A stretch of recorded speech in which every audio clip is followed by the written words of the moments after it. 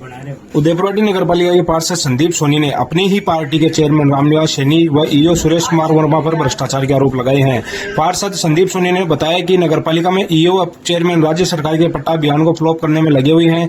महीने में 2 दिन ही ईओ आते हैं, वो भी चेयरमैन रामनिवास सैनी के घर पर ही आकर दलालों की फाइलों पर साइन करके वापस चले जाते हैं। पार्षद ने ईओ को हटाने की मांग की है।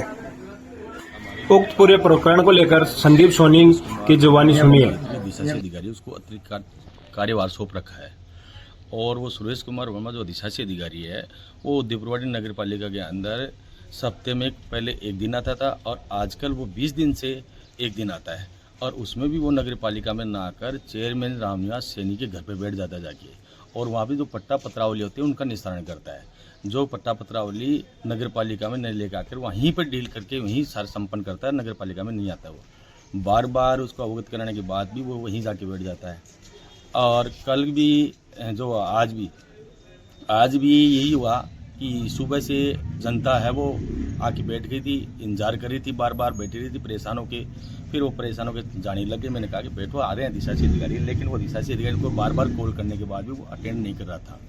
फिर मेरे को गुस्सा आ गया तो मैंने क्या किया कि एसडीएम साहब को आगे अवगत करवाया कि यह अधिशासी अधिकारी है, उदयपुर तो आया हुआ है, लेकिन वो रामनिवास सैनी चेयरमैन के घर पर बैठा हुआ है और वहीं पे फाइलों को मंगवा लिया और वहीं कर्मचारियों को बुला के सारे काम निपटा रहा है। जबकि जो साधारण जनता है, जो गरीब तबके की जो जनता है वो यहाँ आके बैठी थी, वो इंतजार करी थी। अंत में वो यहाँ से चली गई। फिर एसडीएम साहब को मैंने कॉल किया तो एसडीएम साहब ने वहाँ कॉल किया तो एसडीएम साहब ने बार बार कॉल करने के बाद में अधिशासी अधिकारी नगर पालिका में आके बैठता है लगभग 1 बजे का, जबकि वो सुबह 9:30 बजे यहाँ उदयपुर आ चुका था। 1 बजे नगर पालिका में आया, बैठने के बाद वो पट्टा पत्रावली लोग लेके जाने लग गए। अब जैसे मैं भी पट्टा पत्रावली मेरी लेके गया तो उसमें उसने कमी निकाल दी, इसमें तो ये कमी है। जबकि जो रामनिवास सैनी के घर पे जो पत्रावली कंप्लीट करते हैं, निस्तारण करते हैं, उसमें कोई कमी नहीं निकलती क्योंकि वहाँ तो डील होती है। तो यहाँ कमी निकाल दी। मैंने उसका संपूर्ण करके उस पत्रावली को फिर से मैंने अधिशासी अधिकारी से सिग्नेचर करवा ली। उसने सिग्नेचर कर दी। पट्टा पत्रावली सही होने के बावजूद जब मैं चेयरमैन रामनिवास सैनी के जो रूम है उसमें गया पट्टा पे सिग्नेचर कराने को, तो रामनिवास सैनी ये कहता है कि आप तो एसडीएम साहब को कॉल करते हो बार बार और आप तो एसडीएम साहब को अवगत करा दो, बार बार शिकायत कर दो, क्या होता है, मेरा कुछ नहीं होने वाला, मैं तो नहीं करूँगा साइन। मैंने ये कहा कि आप साइन नहीं करते तो कोई बात नहीं, आपकी इच्छा तो करो, मैं तो शिकायत करूँगा, गलत काम का मैं तो विरोध करूँगा, आप जैसे करो। हाँ, तो ये जो प्रशासनिक शहरों की संघ 2021 जो राज्य सरकार ने जो अभियान चलाया था, तो ये चाहती थी राज्य सरकार की जनता को ज़्यादा से ज़्यादा पट्टा मिले, जिससे कि लोगों का भला हो सके और राज्य सरकार को भी 2 रुपये की आमदनी हो।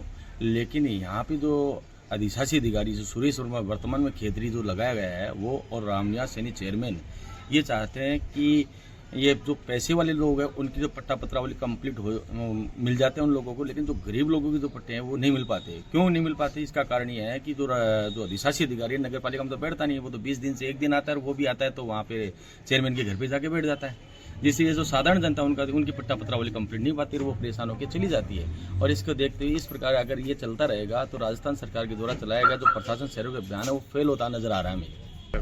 हाँ, राज्य सरकार ने ये कहा है कि इसमें जो 20 मार्च को भी एक आदेश आया था और उसमें भी ये लिखा हुआ था कि जो आपत्ति और विज्ञप्ति के जो पैसा है वो निकाय देगा। लेकिन हमारी जो नगर पालिका उदयपुर है वो राज्य सरकार के आदेश की अवहेलना करते हुए जनता से प्रति फाइल के आपत्ति विज्ञप्ति 3000 रुपये ले रही है, जो सरासर गलत है। क्योंकि राज्य सरकार ने ये जब छूट दे दी तो फिर जनता को उसका छूट देना चाहिए जिससे जनता का भला हो सके। बाकायदा ये भी है कि ऑनलाइन के नाम पर भी जनता से 3000 रुपये लिए जा रहे हैं, जबकि 3000 रुपये में ये प्रावधान किया गया है कि 1500 रुपये तो ऑनलाइन के, 1500 रुपये जो फाइल जो जनता खुद बनवा के लेके आती है वो नगर पालिका बनाए। लेकिन यहाँ जनता खुद फाइल बनवा के लेके आती है, उसके बावजूद जनता से 3000 रुपये ऑनलाइन के नाम से पैसे लिए जा रहे हैं, जो गलत है। जनता को जो ले लिए गए उसको वापस रिफंड करना चाहिए। इसको ये तो बात कह रहा हूँ कि जो सुरेश वर्मा है जो अधिशासी खेतरी, इसलिए तो वो नगर पालिका में नहीं जा रहा है क्योंकि जो दलाल बैठे हैं वो दलालों की फाइल तो घर पे रामनिवास सैनी के घर पे हो जाती है कंप्लीट, लेकिन जो साधारण लोग हैं उनकी कंप्लीट नहीं हो पाती क्योंकि वहाँ पे उनका तो पट्टा बन के तैयार होकर वो दे दिया जाता है। यहाँ साधारण लोग बैठे तो वो पैसे नहीं देते, इसलिए वो यहाँ पे बैठता नहीं। तो उनकी मिली भगत आपस में मिली भगत करके दोनों पट्टा पत्रावली वहीं की वहीं सल्टा करते निस्तारण कर देते हैं। और यहाँ साधारण जनता जो है वो बैठी रहती है, इंतजार करती रहती है, आएंगे साहब आएंगे, साहब आते नहीं है, वो डायरेक्ट चले जाते हैं। कभी तो हाईकोर्ट का नाम लेके जयपुर चले जाते हैं, कभी मीटिंग का नाम लेके कहीं चले जाते हैं, नगर पालिका में आके बैठते नहीं है। इस पूरे महीने के अंदर एक दफ़े कल आए, कल परसों 2 दिन आए थे, एक दिन मीटिंग में चले गए थे और एक दिन आज आके बैठे। ये जो दलाल है, जो नगर पालिका के तो दलाल बैठे हैं, उनके भी कई दलाल बैठे हैं और वो ये ध्यान रखते हैं कि कौन सी फाइल वजन वाली है, कौन सी वो स्वतंत्र है। तो वजन वाली फाइल है तो उनसे कांटेक्ट कर लेते हैं, वो फाइल लेके उनका निस्तारण करने में लग जाते हैं और वो फाइल वहाँ से लेके और यहाँ कार्य न करवा के जो अधिशासी अधिकारी से बाहर की बाहरी कार्य करवा लेते हैं और उसका पट्टा बाहर ही जारी हो जाता है। ये सही मामला ये बात है कि जो दलालों की जो फाइल होती है तो उसमें कुछ इनको भी मिलता जुलता होगा। जब चेयरमैन रामनिवास सैनी जी वो भी दलालों की फाइल को तुरंत उसका निस्तारण कर देते हैं और जो पैसा नहीं होता है तो वो चक्कर लगाते रहते हैं, कभी ये कमी, कभी ये कमी, कभी ये कमी। जबकि राज्य सरकार ने बहुत सारी छूट देखी है, चाह रही है कि जनता की ज़्यादा से ज़्यादा पट्टे बने। उसके लिए ये चाहता है कि वो बहानेबाजी लगाता है कि कैसे भी ये फाइल अटके और कोई दलाल के पास जाए और उस दलाल के थ्रू मेरे पास भी 2 रुपये इनकम का सोर्स बने, इसलिए उस पट्टे की फाइल पे वो कमी निकाल देता है। कि जबकि अधिशासी अधिकारी उस फाइल को पूरा कंप्लीट करके इस पट्टे पे सिग्नेचर करने के बावजूद चेयरमैन उसकी सिग्नेचर नहीं करता। ये तो दिखावा है। कोई चाय वगैरह नहीं पिलाते, पार्षद लोगों को वो ये कह देता है, जो वो जनता की फाइल लेके जाता है पार्षद और उसको ये कह देता है कि आप मेरी शिकायत करते हो और उसकी हिम्मत आपके पट्टे पे साइन नहीं करूँगा, तो ये कौन सा न्याय है। जबकि उसको ये करना चाहिए कि पार्षद जो जनता की सेवा कर रहा है तो उसको पट्टे पे सिग्नेचर करना चाहिए। ऐसा कल मेरे साथ हुआ था, जब मैंने अधिशासी अधिकारी नगर पालिका में आके नहीं बैठा तो मैंने इसके बारे में उच्च अधिकारी को अवगत करवाया तो उच्च अधिकारी ने इसका कार्रवाई करने के बाद जो अधिशासी अधिकारी नगर पालिका में आया और इस बारे में मेरी उनसे बहसबाजी हो गई थी। इसी कारण उन्होंने मेरी पट्टे की जो फाइल थी उसमें अधिशासी अधिकारी ने तो सिग्नेचर कर दिए, लेकिन चेयरमैन ने नहीं की। इस तरह का कोई आपके पास प्रमाण भी है क्या जिसपे चेयरमैन? मेरे पास फाइल है, कोई दिखा सकते हो आप? हाँ, बाकायदा मेरे पास है, जिसपे एक पे सिग्नेचर कर दिए और बाकी उन्होंने सिग्नेचर नहीं की। मेरे पास पट्टा है, इसमें एक पर सिग्नेचर करती रही, एक में सिग्नेचर अधिशासी दे रही सिग्नेचर। वो आपकी बात सही है कि यहाँ पे क्या है कि टेंडर छोड़ा हुआ है, वो तो 130 लगभग 130 कर्मचारियों को है और मेरे वार्ड में रेगुलर सफाई हो रही है, लेकिन टेम्पो के मामले में लगातार शिकायत मिल रही है। टेम्पो कभी खराब है, तीन खराब है, कभी 2 खराब है, कभी 4 खराब है, ये कहते हैं लोग। बार बार इनको अवगत कराने के बाद भी अधिशासी अधिकारी उन पर ध्यान नहीं दे रहा है।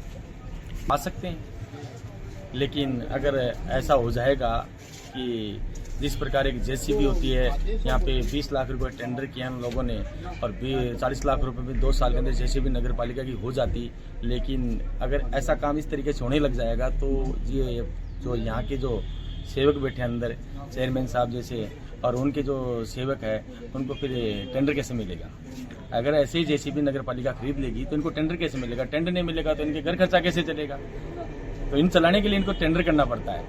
क्योंकि अगर इसी प्रकार मैं कह रहा हूँ कि ये जो सफाई व्यवस्था भी टेंडर कर रहे हैं, तो मैं कह रहा हूँ कि इसको एनजीओ के थ्रू क्यों नहीं करते? एनजीओ थ्रू की अगर कर्मचारी ले लें, ये 130 कर्मचारी को उन लोगों ने टेंडर किया है और 130 कर्मचारी को अपन देखें तो लगभग इनको पेमेंट किया जाता है, 10 लाख से ऊपर पेमेंट कर रहे हैं। अगर अपने 70 कर्मचारी भी एनजीओ के थ्रू भर्ती कर लें और प्रत्येक कर्मचारी को 10,000 रुपये, तो 7 लाख रुपये नगर पालिका के खर्च होंगे, फिर भी अपने पास 4-5 लाख रुपये मंथली बचेंगे। लगातार ही विरोध कर रहे हैं, 12 महीने हुए हमारे विरोध करते हुए। पिछली मीटिंग में इन्होंने खूब विरोध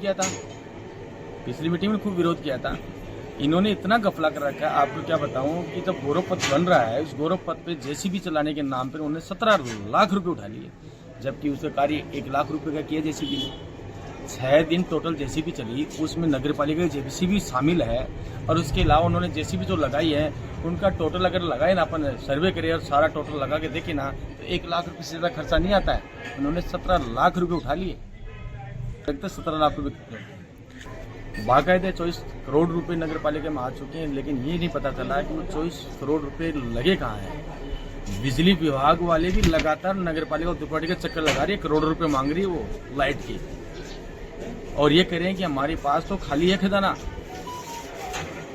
और मैंने भी इसके बारे में 181 पर भी शिकायत की कि ये 3,000 रुपये आपत्ति विज्ञप्ति के ले रहे हैं, लेकिन उन्होंने भी इसका निस्तारण ये कह के कर दिया कि हमारी जो नगर पालिका है वो दयनीय स्थिति के अंदर है, इसलिए हमें 3,000 रुपये लेने पड़ रहे हैं। क्या कौन सी दयनीय स्थिति हो गई? 2 साल के अंदर 24 करोड़ रुपए आ गए नगर पालिका के अंदर। इन लोगों ने बना रखे इसको।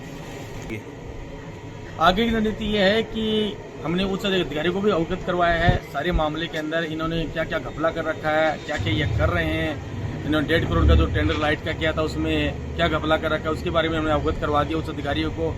और अब हमारे इलाके उच्च अधिकारी भी हमारी सुनवाई नहीं करते हैं, तो लास्ट में यही है कि हमें अनशनकालीन धरना यहाँ पे देना पड़ेगा। लास्ट ये तैयार हमारे पास मामला है कि उदयपुर नगर पालिका के अंदर शहर के अंदर बाजार के अंदर देखें तो अगर अब से ही अगर रास्ते चौड़े हो जाएंगे तो हो जाएंगे, बाद में नगर पालिका चौड़े नहीं होंगे। जैसे ही अपन देखें कि बस स्टैंड से लेकर यहाँ बैंक तक है जो कॉम्प्लेक्स बन रहे हैं तो उनमें 5-5 फुट सामने छोड़ रहे हैं। बैक सेट उनका कुछ है नहीं, निर्माण स्वीकृति है या नहीं ये पता नहीं, नगर पालिका को खुद को नहीं पता कि इनकी निर्माण स्वीकृति है नहीं। तो हम लोग ये चाहते हैं कि अगर रास्ता आज चौड़ा हो जाएगा तो भविष्य में आने वाले समय के अंदर जनता को कोई परेशानी नहीं होगी। कम से कम अगर इसको जगह छोड़नी चाहिए 5 फुट की जगह 15 फुट की जगह छोड़नी चाहिए। पीछे का जो कॉम्प्लेक्स बना उसके हिसाब से इसको बनाना चाहिए, लेकिन नगर पालिका कोई सुध ही नहीं ले रही है क्योंकि ये सभी मिले हुए हैं इसके अंदर, मिली भगत इन सभी की।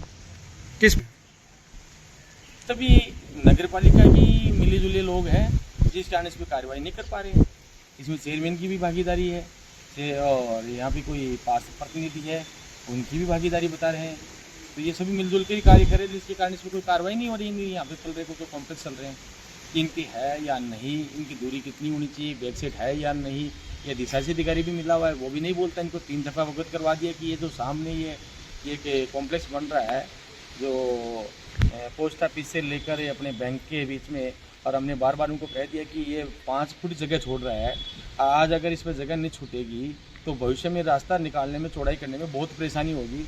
अगर आप इसको यहीं पर रोक देते हो इसी कार्य को और इसको कम से कम 10 फुट पीछे ले जाते हो तो गांव के भला का काम होगा ये, क्योंकि संसाधन खूब ज़्यादा हो चुके हैं, उनको खड़े करने के लिए व्यवस्था नहीं है। क्योंकि अगर कॉम्प्लेक्स बनता तो उसके सामने जगह तो चाहिए ना गाड़ी गुड़ी मोटरसाइकिल खड़ी करने के लिए, कोई जगह भी नहीं छोड़ रहा है वो तो।